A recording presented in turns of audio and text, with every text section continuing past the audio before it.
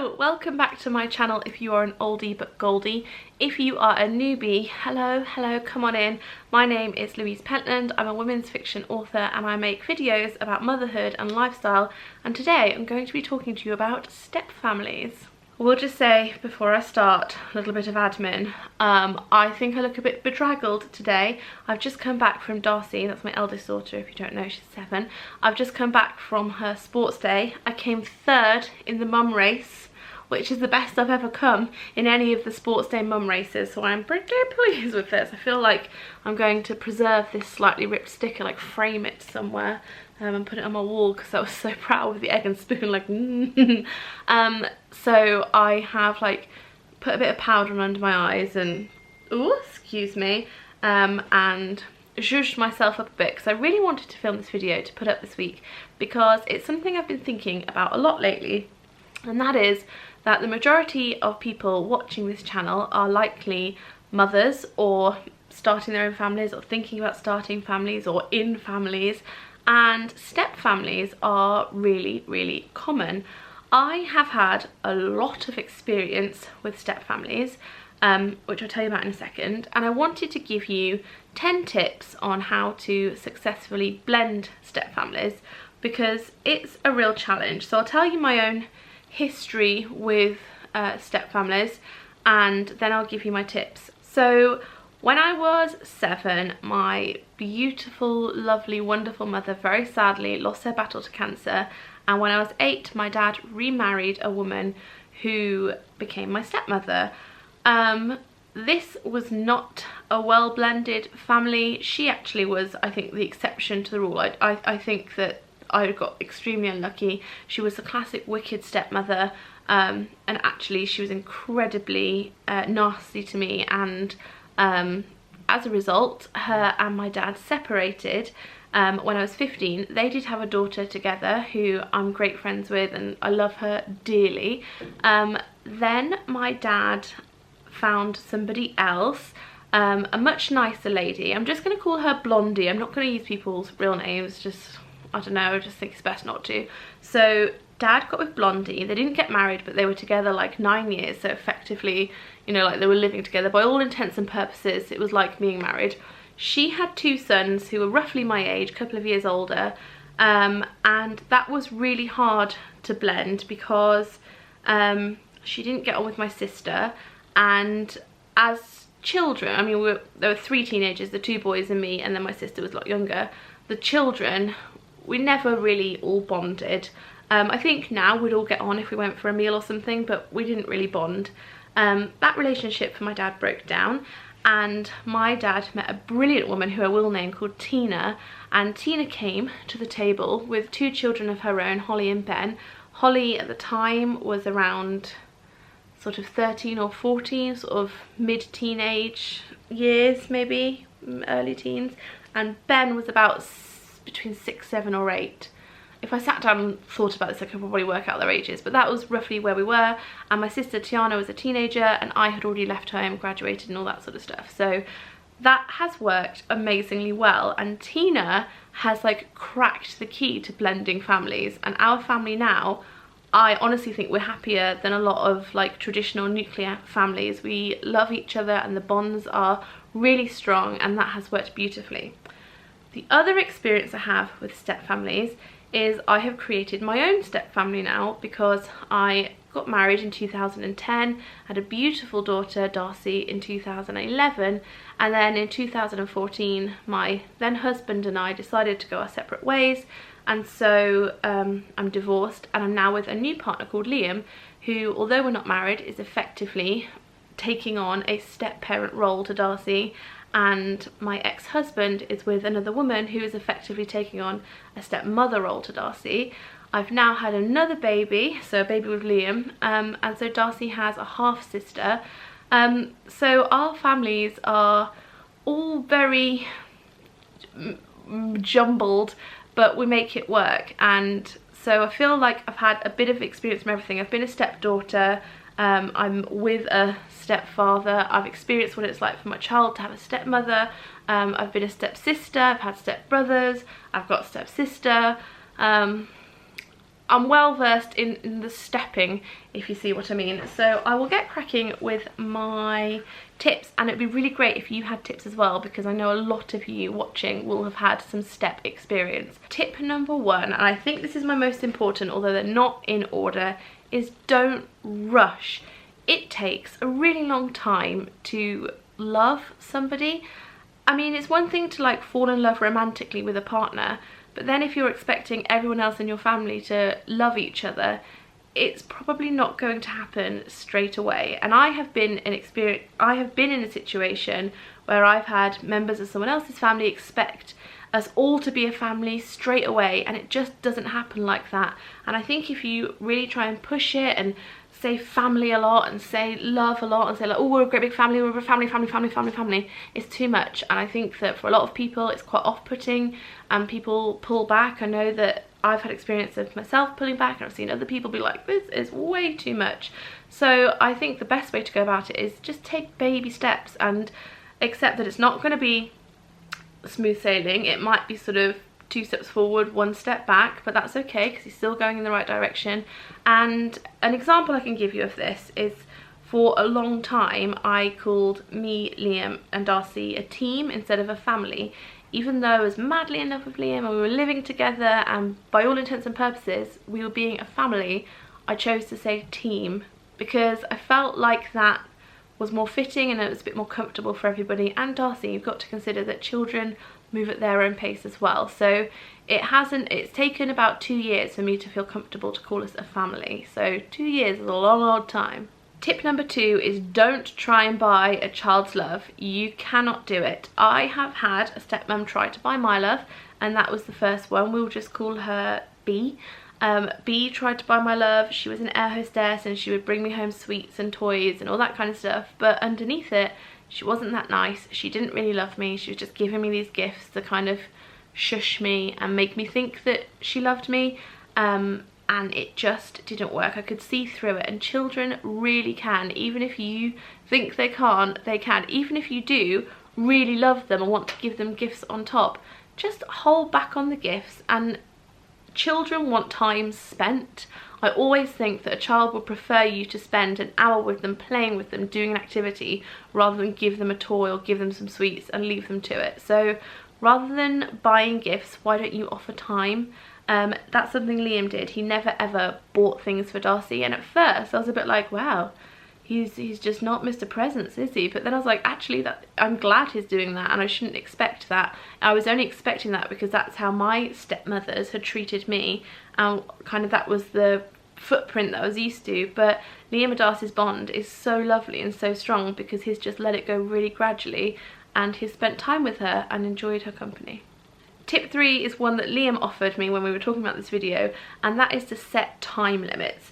It can be a bit stressful when you're all getting to know each other, or even further down the line when you've been all with each other for a long time but you're perhaps not getting on that well, to know that you've got to spend long amounts of time with each other and not knowing when that's going to end. So for example, if you're going out or you all want everyone to like spend some time together at home, set a time limit. Say like, we're going out, we're coming back at 3 o'clock, then your time's your own, because people can relax into that and you can just think, okay, I know how much time I've got to endure this, or I know how much time I've got until it's my time, and then it takes away that anxiety of this thing being like a never-ending experience. So always give time limits to things, because we have found that really helps, and I think I would have been really grateful for that in like the experiences I've had as a child with sort of maybe stepbrothers that didn't fully get on with, like chunks of time, like shorter the better sometimes.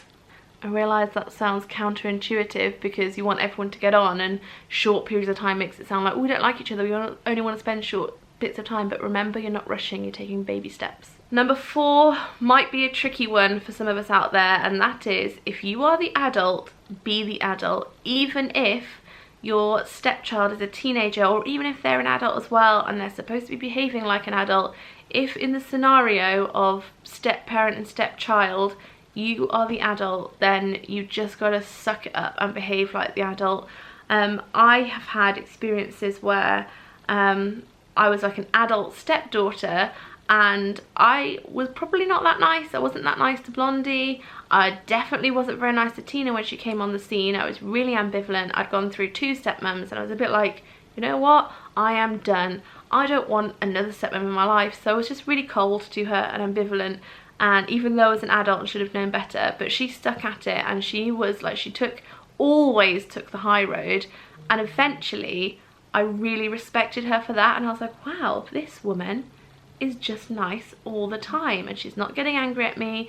I can't break her. She is nice. And over time, because she didn't buy my love and she didn't rush me, and the time we did spend with each other, I knew it was only going to be like for dinner or for such and such an event, I really came to love her. So I'm so glad that she set the example of being the adult. I've had experiences with another stepmom, even though I was old enough to be an adult, where she would get really angry and like lash out and say really like ridiculous, unkind things, and I saw the way she was and it made me think, yeah, I'm like, I've lost respect for you and I've lost love for you. So be the adult, even when it's really hard. Like obviously with children you're always gonna have to be the adult, but even when it's really hard and you know the other party should behave better, be the adult. Speaking of be the adult, top tip number 6 is don't slag anyone else off, even if you're tempted to. Just don't do it in front of children or anyone else in the family,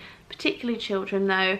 My first stepmom B really hated my mum's sisters, so my auntie Judith and auntie Rose and auntie Jackie, and she would bitch and moan about them all the time in front of me. And instead of, well, I don't really know what she was trying to achieve, maybe turn me against them, or, you know, I'm not really sure what she was trying to achieve, but what it did achieve is I didn't like her, because children are fiercely protective of their family. It's just innate in us, and there's just no point doing it. So even if perhaps you have a biological child and you've split up with their father like I have, even if you've had a horrible day or you've had a big argument with them or you're just so angry, venting about that in front of your child, just don't do it, because it just doesn't achieve anything good. They'll remember it and it won't make them be on your side or make you look good. It will just make you look bad. So don't do it. It upsets the children. I remember being so upset when my stepmom used to do that about my family, and yeah, just don't do it. We don't say anything negative about any of Darcy's family in front of her, because it just doesn't help situations at all. I missed out top tip number 5, so that one was 5, or that one was 6, so we'll go back to 5, and that is to listen to your child if they raise alarms. And I know that this one might be quite difficult because stepchildren might not like their new stepfamilies, step-parents or step-siblings or step-aunties, uncles, cousins, etc. And they might say things to try and sort of get out of that situation, but you have to listen and use your parental instinct and really take it on board. I don't want to really talk about it too much in this video, but I was horrifically abused by my first stepmother B, and I spoke out about it a lot. I tried to tell my dad, I tried to tell my aunties, I tried to tell people, but she would tell them that I was lying or manipulating them. And of course it's easy to believe an adult over a child, and if they say, oh, we know what she's like, she makes up these fibs, she says these things, but I wasn't, and nobody helped me. And now I'm so astute to listening to Darcy or listening to any child really that talks about their family life, and just being aware that, as you should be for anyone, not just step family, but for anybody, just listening to your child. And if you hear little like alarm bells going, investigate that, because the worst that could happen is you offend somebody by investigating it. Because if somebody's not doing anything untoward, then they will understand, and you can say, look, I'm just a very concerned parent and I have to get to the bottom of this. And if there's nothing to get to the bottom of, then you apologise and say, look, I'm sorry I went in there a bit, but you know, I've got to because I'm a parent. And if they're a decent person, they should be like, totally understand, child safety is paramount. Yes, I get it, happy to help. Let them know that you're a safe person to speak to. So to any child or young adult, or adult even, just say, just so you know, if ever you want to come to me and talk about something, I'm here, I'm going to listen to you, I value what you're going to say, you're important to me, and just keep that communication open. Number 7 is slightly cheerier, and that is have healthy alone time, and that's for everybody. So for example, Liam and I make time to have date nights and have time away from both the children, so both Darcy and our joint child Pearl, because your relationship, your adult relationship, is so important. I make sure to have lots of time with Darcy, so she just has mummy and Darcy time. I make sure that both the girls have time together, even though obviously they're half siblings, not step. I have lots of time with my sisters, so I have a half sister and a step sister, and us three all go out together sometimes in the evening. I like having time with just Tina. Like today she came to Darcy's sports day and she didn't bring my dad with her, so it's always nice to try and schedule in a little bit of alone time, because that's when you know, keep your bonds going, keep the love going, and it's nice. Tip number 8 is, where possible, plan excursions. When you have an activity to do, so for example, the first thing me, Liam and Darcy all did together was we went on a little afternoon trip out to Stratford-upon-Avon. Is that what it's called? Stratford-upon-Avon, where William Shakespeare was born? I think so. And there was a butterfly farm, so we went there and looked around that, and then we went to Zzz's and had some food together. And having an activity to focus on takes the focus off the relationships that you're all trying to build. So if you are trying to get on with your family, or you're trying to blend step siblings, then maybe an activity might be a good idea for you. Tip number 9, hopefully is an obvious one, but I'm sure it can be quite hard to do, is to treat all children equally. So if you have children and your partner has children and you're blending that family together, you have to treat all the children equally, even though you as a mother might favour and prefer your own children over your partner's children that he's like brought to the relationship. You really do need to treat them all equally, and that is something that Tina has done so well. So she came in with her 2 children, Holly and Ben, but she always made me and Tiana feel really loved and really welcome and really like we were all the same. And it goes a long way, because it stops the children building resentment towards the other children, which in turn stops good healthy relationships forming. So do try and treat them all the same. Don't forget, you are going to have that healthy alone time with them. You're not rushing things or buying their love, but just in the way you speak to them and the house rules that you make, and you know, just your mannerisms, try and treat everyone the same.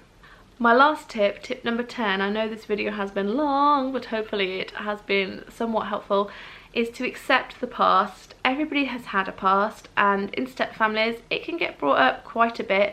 Darcy quite often talks about the time when mummy and daddy still lived together, and Liam has to hear that, and he just has to accept it and sort of smile along and not make a thing out of it, not make anyone feel uncomfortable. And I'm sure Darcy does that at her dad's house. And there's memories that like me and my sister have that happened before Tina, Holly and Ben came along, and sometimes we'll talk about those, and they just kind of have to accept it, just like we have to accept that they all made memories and had family time and had a life before us, and not make a rule that's like, oh, we don't talk about that in this house. You just have to let people just accept that people have had a past before you, and just accept where you are on your timeline and your chapter, your book of your life, and which chapter you're in, and that you're making new memories and a new life. But it's okay to love and cherish all the good things that have happened in the past.